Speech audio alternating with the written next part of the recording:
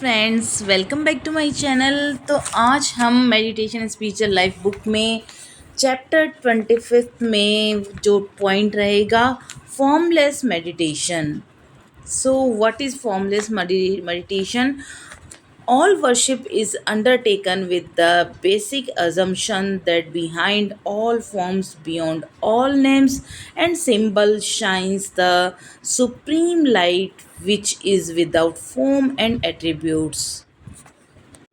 अर्थात हम जो भी पूजा करते हैं, जिस तरह से भी पूजा करते हैं, उसकी बेसिक मान्यता यही है कि जितने भी भगवान के रूप हैं, जितने भी भगवान के नाम हैं, उनके चिन्ह हैं, उनके जो सिंबल हैं, उनके पीछे जो है वह है सुप्रीम लाइट की शाइन। उनकी जो अनंत पावर है, अनंत प्रकाश है, उसकी चमक, जो कि विदाउट फॉर्म की है और बिना किसी गुण की है।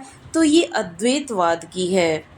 Spiritual life is like a staircase leading to the final experience of non dualism which may be compared to the terrace. अर्थात आध्यात्मिक जीवन उसी तरह से सीढ़ियों की तरह है। वो सीढ़ियाँ जो कैसे भी जाए लेकिन लेकर हमें जाती है उस टेरेस तक। अर्थात हमें जो छज्जे तक लेकर वह जाएगी, किसी भी सीढ़ी से हम पहुँचें हमें टेरेस तक ही पहुँचाएगी। तो ये अद्वैतवाद है, यानी कि सभी फॉर्म में, सारे रूपों में, सभी नामों में एक ही भगवान को देखना। Since most of us are still on the staircase and not on the terrace, we should stress the steps very much now, but always remembering that our goal is the terrace beyond all steps.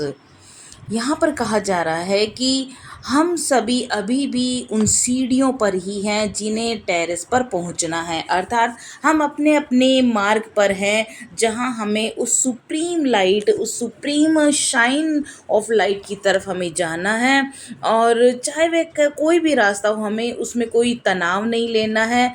बस हमें चलते रहना है उस मंजिल तक पहुंचने के लिए, और सारे स्टेप्स से बियॉन्ड हमें उस मंजिल तक जाना है। Moreover, we should first of all know where on the staircase we actually stand. तो हमें सबसे ज़्यादा जानना यह ज़रूरी है कि हम जो खड़े हैं वह कौन से स्टेयरकेस पे हैं। Many people want to practice non-dualistic meditation. ज़्यादातर लोग जो प्रैक्टिस करते हैं अद्वैतवाद वाली जो ध्यान है उस पर, very often after reading a few books on Advaita, so many people talk about the absolute, but what do they attain on the practical side? Most of them give up after a short while. They find they are getting nowhere.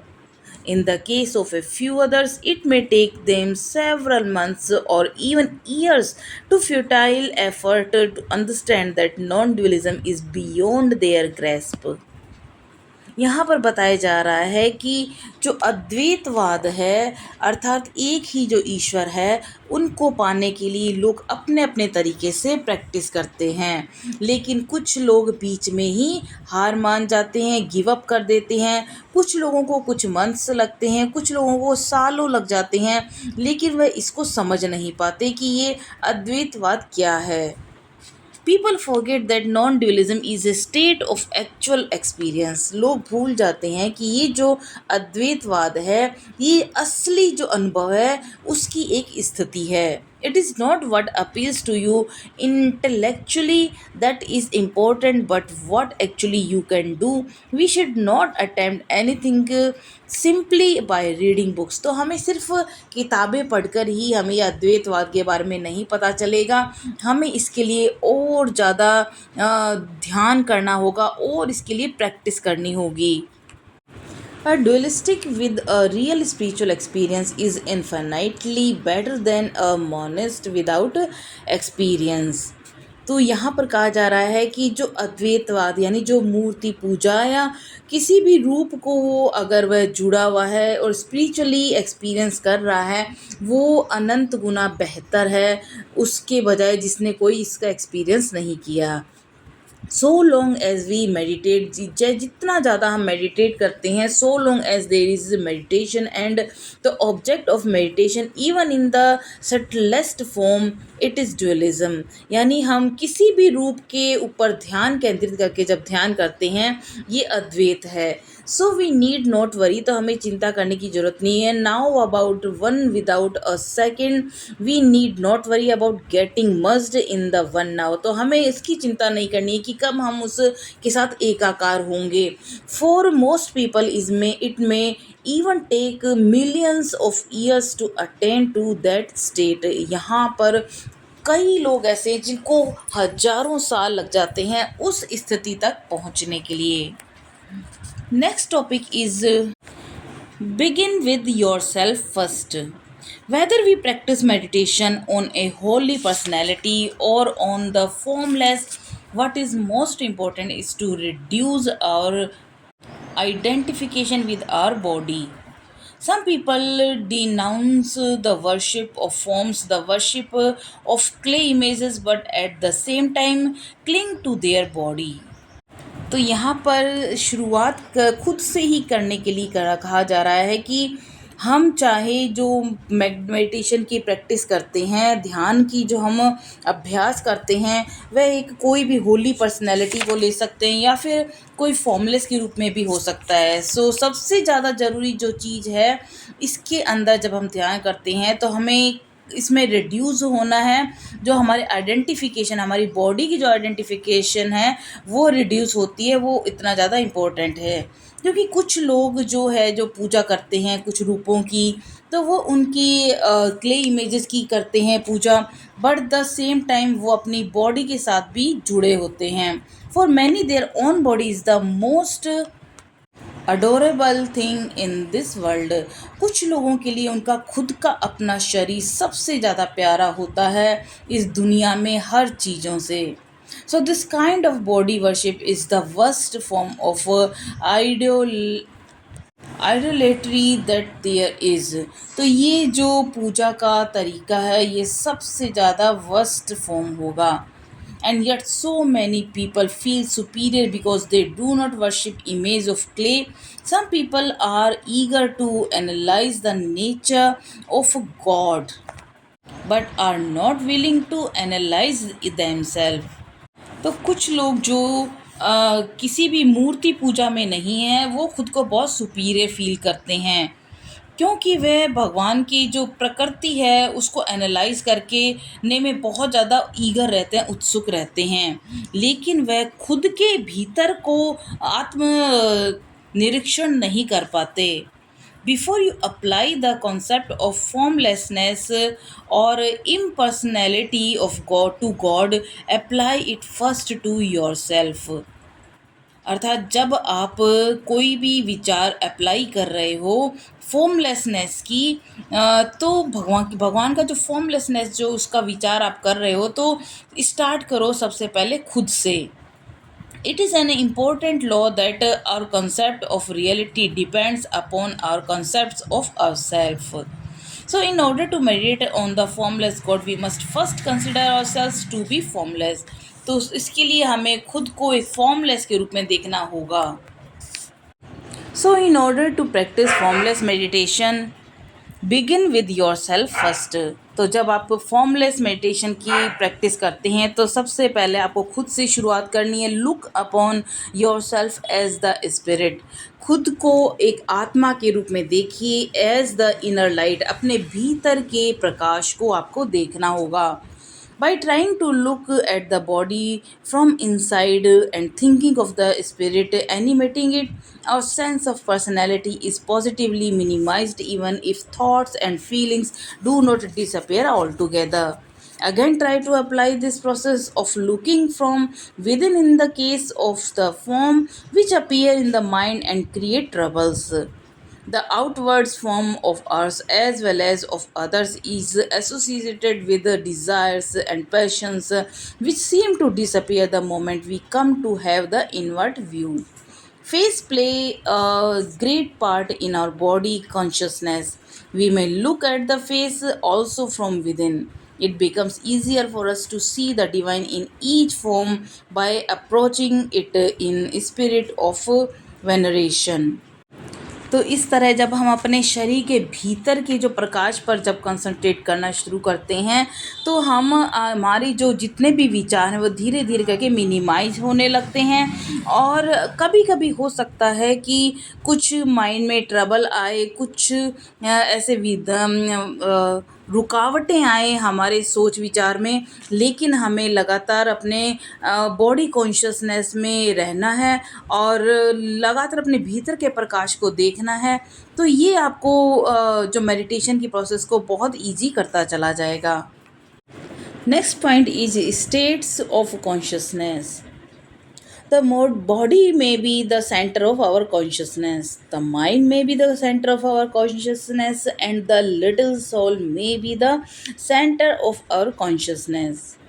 The infinite may be the center of our consciousness, and the whole attitude, all our actions, thought depend upon what center of consciousness we have chosen and where we have our center of gravity. तो यहाँ पर हमारा जो शरीर है वो हमारे consciousness का केंद्र हो सकता है, हमारा माइंड कॉन्शियसनेस का केंद्र हो सकता है, हमारी जो आत्मा है वह सेंटर हो सकती है, और इन्फिनाइट जो अनंतता है वह इस कॉन्शियसनेस का सेंटर हो सकती है। हमारे जो कर्म है, हमारे जो थॉट्स हैं, ये डिपेंड करते हैं हमारे कॉन्शियसनेस के सेंटर पर जो हमने चुने हैं। So we have got two forms of consciousness. तो हमें यहाँ पर दो रूप मिलते हैं कॉन्शियसनेस के। We make the soul the centre of our consciousness and feel the infinite in that, और we make the infinite the centre of our consciousness and feel the soul as a manifestation of this infinite. इस प्रकार हम अपनी आत्मा को consciousness का centre केंद्र मानते हैं और फील करते हैं उस अनंतता को, और उस अनंत को हम अपने कॉन्शियस का केंद्र मानते हैं, उसको भी बनाते हैं। So feel the soul as a manifestation. तो हम अपनी सोल को ही मैनिफेस्टेशन, उस अनंतता के मैनिफेस्टेशन को का रूप मानते हैं कि हमारी आत्मा ने उस अनंतता को मैनिफेस्ट कर लिया है। Making our soul the centre of consciousness we feel the infinite like a circle all around it. तो जब हमारी आत्मा इस इन्फिनाइट को, इस अनंतता को पा लेती है तो एक सर्कल सा बन जाता है चारों तरफ। और making the infinite centre of our consciousness we feel that the soul is like a point existing in it. तो हमें पता चलता है कि ये जो सर्कल बना है अनंतता का, इसके बीच में हमारी जो आत्मा है एक पॉइंट की तरह, सूक्ष्म एक लाइट की तरह है। और every soul is like a point. जितनी भी आत्माएं वे एक लाइट का सूक्ष्म पॉइंट है। And God is like A infinite ocean of light joining every point of the circle. जिसमें भगवान जो हैं, ये जो अनंत ब्रह्मांड है, जो सागर है, प्रकाश का जो सागर है, ये जो इतना अनंत प्रकाश है, ये किससे बना है? हमारी जितनी भी आत्माएं हैं वो छोटे छोटे जो पॉइंट है, इन सब के जुड़ने से जो सर्कल बना है वो परम पिता परमात्मा का प्रकाश है। So in the beginning all this may be an imagination. शुरू में ये काल्पनिक लग सकता है, but ultimately it becomes an experience. लेकिन अंत रूप में यह एक हमारा अनुभव मिलेगा हमें इसको जानने का। दूसरा रूप है इम्पर्सनल मेडिटेशन। इसके अंदर है you may also practice any one of the following types of formless meditation. जिसमें फर्स्ट है the aspirant imagines that he is a fish swimming in one undivided and eternally undivisible ocean of existence, knowledge, bliss without any obstacle व्हाट्सओवर।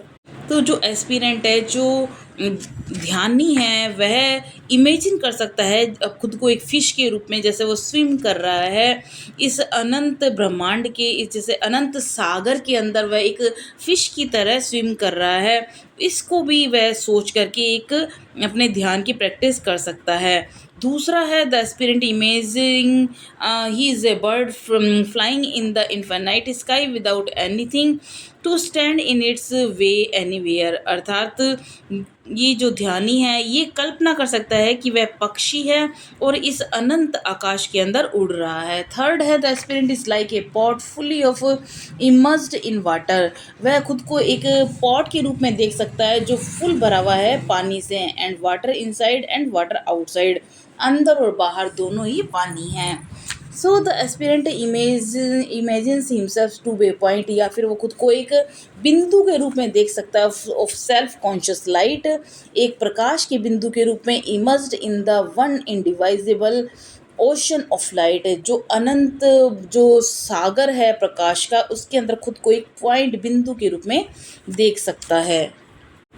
How to connect और individuality with the divine, किस तरह से हमें अपनी individuality को ईश्वर के साथ जोड़ना है। How to connect the part with the whole, हमारे जो एक भाग है उसको एक संपूर्ण के साथ कैसे जोड़ना है। This is our task in spiritual life, ये हमारा कार्य है आध्यात्मिक जीवन में। And to the extent we succeed in doing that, अगर हम इसमें सक्सीड हो जाते हैं, to that extent we become more spiritual illuminated free, तो हम पूरी तरह से आध्यात्मिक हो जाते हैं, एक जागृत पूरी तरह से स्वतंत्र हो जाते हैं। The secret lies in changing one's concept of oneself. If we identify ourself with our bodies, then this world and everything connected with it come to us as a matter of course. The divine becomes real to us only when we regard ourself as a soul. तो जो divine है वह हमें तभी real लग सकती है जब हम अपनी सोल को उसके साथ आत्मसात कर लेते हैं। तो आज के लिए इतना ही। कल हम जानेंगे चैप्टर 26 में practice of the presence of God, हमें भगवान की उपस्थिति की कैसा अभ्यास करना है, कैसे जानना है कि ईश्वर है।